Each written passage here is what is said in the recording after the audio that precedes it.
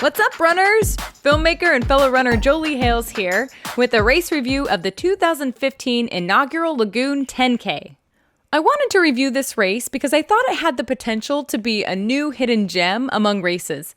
It takes place at a charming hometown-style amusement park called Lagoon in Farmington, Utah, just north of Salt Lake City. Having grown up nearby, my family and friends were Lagoon season pass holders for pretty much most of my childhood, and the park didn't even discriminate against my 80s hair well into the 90s.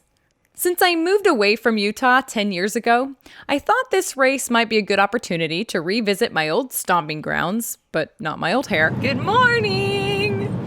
And my little brother James, hello, aka Awesomeness, had similar feelings, so he also flew in for the race. And my dad, hey, who lives just a few miles up the highway from Lagoon, also came along for the adventure, and he brought along his bag of dad jokes. GoPro. That's my dad and my dad's jokes. How did it go? Overall, the race got a lot of things right, but like most inaugural races, it didn't come without its bugs, which we'll get to in a minute. The race was put on by a company called On Hill Events. They're apparently known in northern Utah for putting on a couple races per month where participant numbers usually stay somewhere below 1,000. This was my first time running with them, though my sister-in-law ran their Layton Marathon and their Drop 13 half marathon last year, and she said that they did a pretty good job on their modest budget. On the morning of the race, as we drove around the corner and we saw the silhouettes of Lagoon's many roller coasters, they're not charging us for parking! That is brilliant. We were pleasantly surprised to see that parking was free, and there were plenty of spaces, and that it was just a short walk from the starting line. Since it was around 30 degrees when we arrived, we were happy to pick up our bibs and then go back to the car and warm up before the race began. Not that this helped me much. I freeze even when it's 65 degrees. Oh my gosh, I'm so cold. The starting line was pretty fun. It was located in a corner of the parking lot, just outside of Lagoon Park, surrounded by all these roller coaster tracks, including one of the 10 oldest roller coasters in the world, appropriately called the roller coaster, which was built in 1921 and is still in operation today. 3, 2, 1, go! The crowds were small, but the energy was great. There were just over 350 participants in 3 races combined. The half marathon started at 7, the 10K started at 8, and the 5K started at 8:30. Each race then spent its final 2 miles inside Lagoon Amusement Park. The different start times allowed all 3 races to enter Lagoon around the same time and then cross the finish line together. The 10K course consisted of a 4-mile switchback, 2 miles up a paved mountain trail and then 2 miles back down it, and then the final 2 miles were run inside Lagoon Park. I've got to say that even with the long switchback, the course was actually really diverse and gorgeous. We ran along the Farmington Creek Trail, which went through trees, over bridges, past streams, and even past a couple cute houses and some animal pastures. And although it was a switchback, it really didn't feel much like one because every 1/10 of a mile came with a different type of scenery than the one before, and it was tough to take everything in on the first pass. Go James! Pretty much the only spectators on the course were accidental, mostly local morning runners who were suddenly confused to see a couple hundred people running on their route. I did see 2 people cheering enthusiastically around mile 1, but when I got closer, I realized it was my mom and my stepdad. It was so very much like them to drive an hour and stand in the cold just to ring a cowbell for their kids. Good luck, Jolie! Once you got inside the park, the course was even more diverse. Go, guys! Thank you. From running past thrill rides, to running through an old town pioneer main street, to running past zoo animals like tigers and buffalo. I narrowly missed stepping on a random peacock at one point that was sitting on the side of the trail. Whoa, peacocks! So the very cool scenery in the park kept the run interesting, and I had fun processing all the sights around me. So, bravo to the race organizers for designing a diverse, beautiful, and an interesting course. You're doing great! Thank you! As As for difficulty, the first half of the 10K course actually had some tough moments. While the final 2 in-park miles were pretty flat, the 2-mile switchback definitely was not, and included a few hill climbs, especially a steep one of those verticals where it didn't matter if you ran or walked up it, you'd probably go the same speed. Then when you come back down the switchback, these same hills were so steep that I didn't dare to use them as a speed boost, though apparently the girl in front of me had more guts. Something interesting did happen just before mile 4, though. Since the 5K runners started a half hour after the 10K runners, but they followed the first part of the same switchback path, suddenly fast 10K runners found themselves running against the masses of 5Kers that had just begun their race. With about 10 runners blazing the 10K trail ahead of me, by the time I encountered the 5K runners, they had mostly moved to the side of the narrow trail and let me pass. However, the fastest 10K runners, like my brother, who was in second place overall, had to run against the oblivious 5K crowds, which was apparently quite challenging. Remember those inaugural bugs I mentioned at the beginning? Here's where they come into play. The first 4 miles of the 10K course were decently marked, either with signs or people giving instructions, though more signs would have cleared up any doubts as to where to go. But once you ended up inside Lagoon Park, signage kind of disappeared and was replaced by Lagoon Park employees pointing out directions. While most of the Lagoon employees were awesome at clearly pointing us in the right direction, there were times where we runners had to ask or guess or follow someone in front of us and hope they knew where they were going.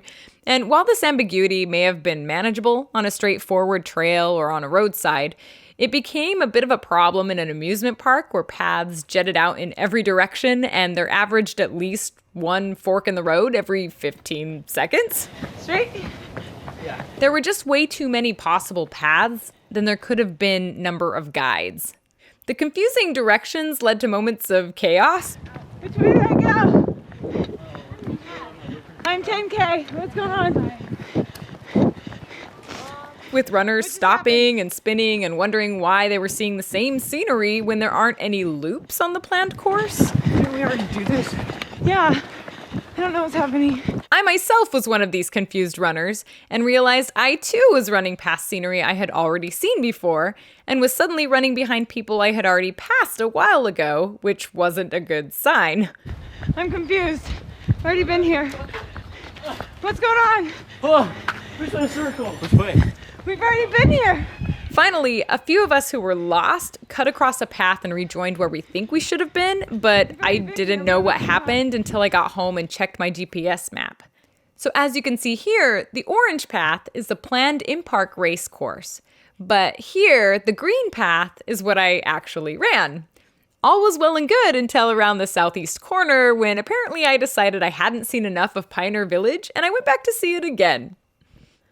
When I finished the race, I had nearly an additional half a mile logged on my GPS watch when compared with other 10K runners, which knocked me off the podium for my age division and put me in 4th. Later, comparing my pace and my usual finish time with the race results, had I not been misdirected and run that extra distance, I would have likely taken 1st in my age division and 5th in overall women. Not the end of the world, but it's always a little disappointing when you don't get what you feel you worked hard to earn.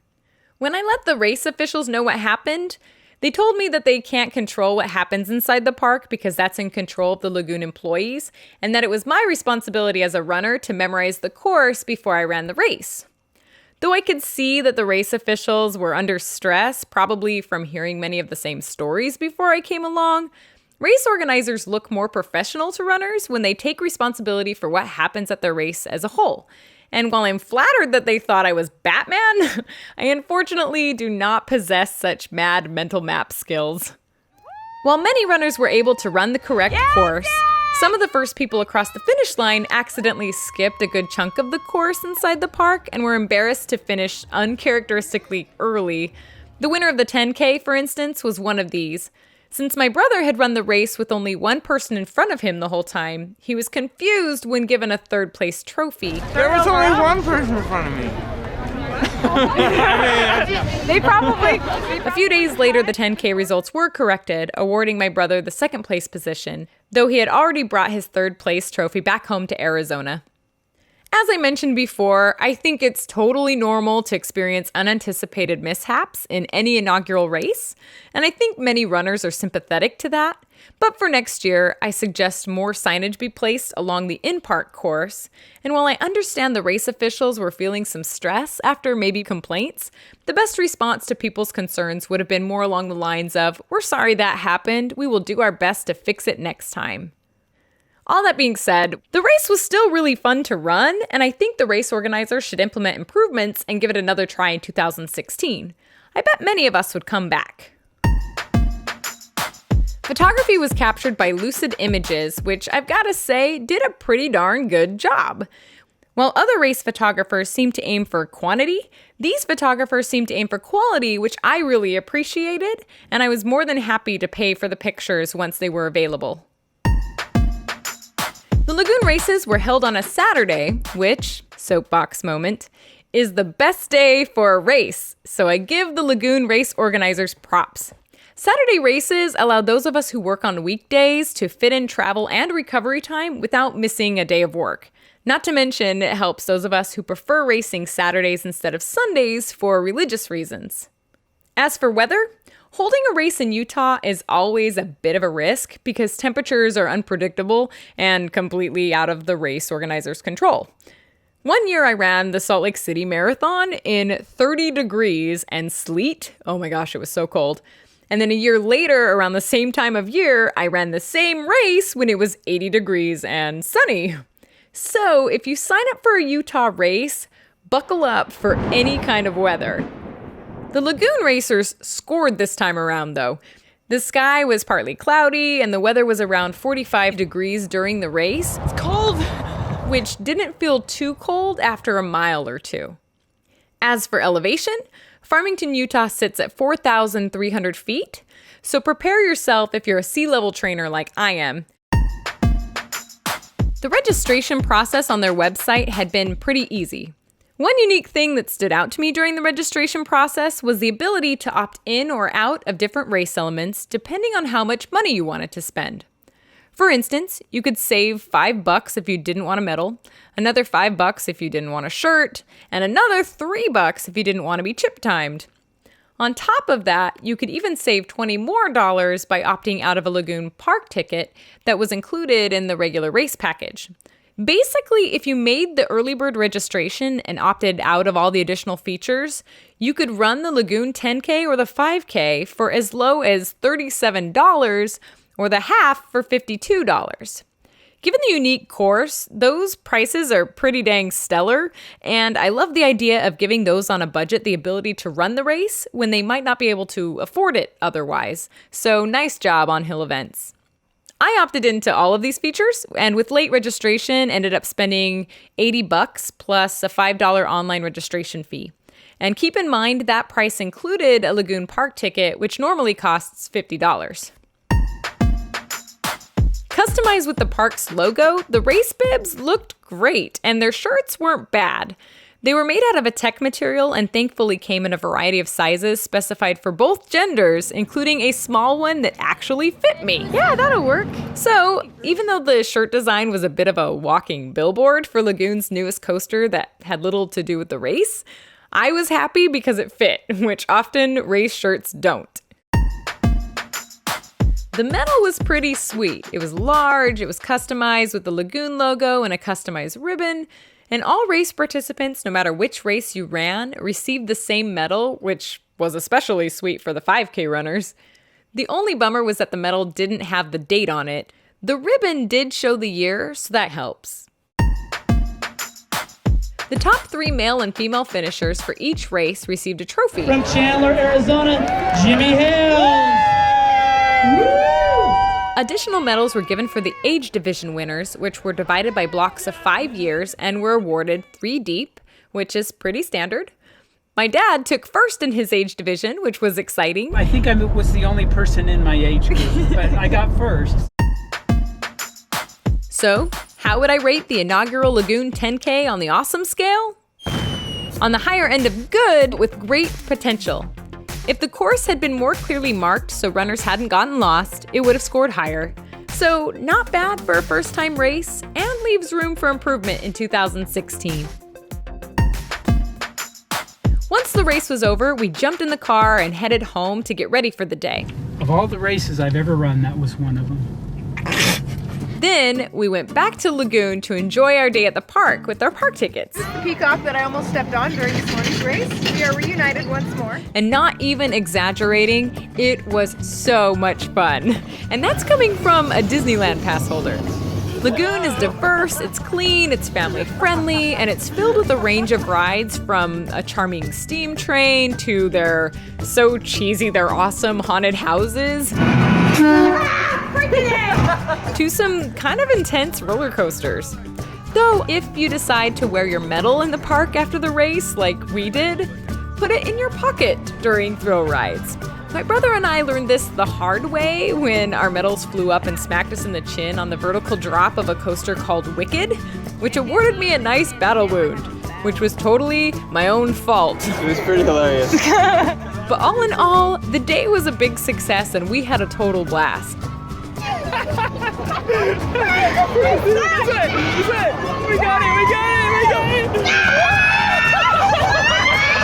Oh, he's peeing. Oh, that's gross. And he's drinking downstream. What's wrong with you? I'm going backwards. No. Don't be surprised if you see us back there another year.